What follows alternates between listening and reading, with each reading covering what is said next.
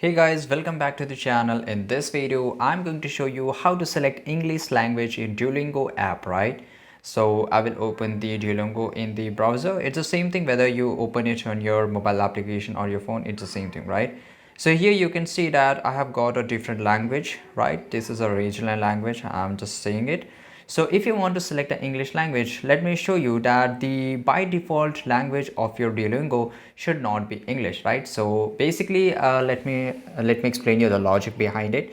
For example, if you have the by default language, for example, whatever the written it is here, if you see in English, then why Duolingo will suggest you to learn the English? Because for Duolingo, we'll find out that you already understand English. That's why your by default language of your application, the interaction language to interact with the application with Duolingo is English. So for Duolingo will automatically will not give you the option to select the English language, right? So if you want to learn English language, you have to make sure that the by default or the interaction language should be completely different, right? Because for Duolingo, it means that you have came here to learn English, right? So I will just select here that I'm just learning English for the first time.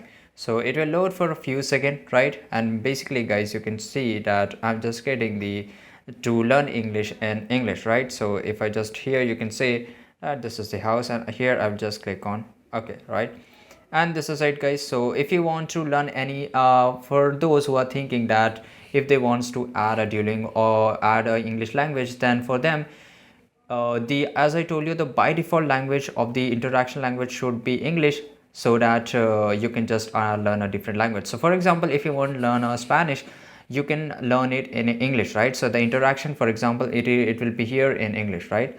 But if you want to learn English, then the interaction language can never be English. So I hope guys that your confusion is clear out, and I hope you have got this information. So if you found this video really helpful, make sure to like this video, subscribe our channel, and see you guys in the next video.